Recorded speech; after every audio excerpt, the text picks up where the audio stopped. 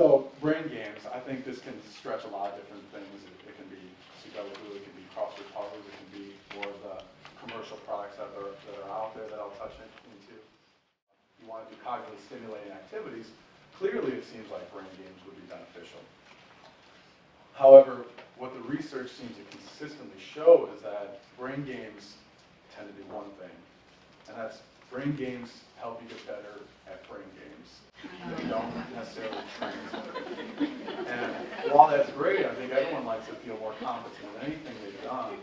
The problem is that this sometimes gets promoted as something that's going to increase general cognitive functioning. You might see the improvement on the task like I mentioned, but there really is it's questionable whether it will actually see benefit overall.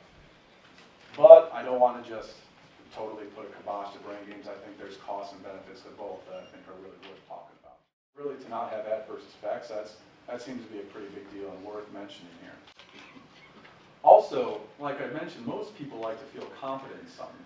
And the idea that you can actually see progress on the brain game, that really can make people feel pretty good, and whether they're actually improving cognitive function or not, who knows, that might be worth it in and of itself sometimes to do these games, just to make people feel a little better about themselves.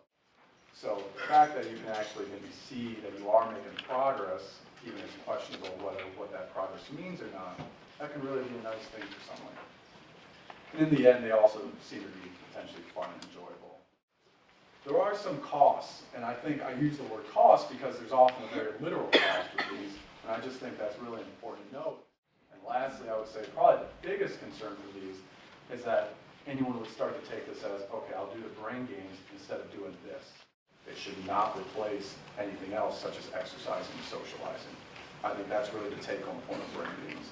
You're not going to see much harm except potentially out of your wallet, but don't let it replace anything else.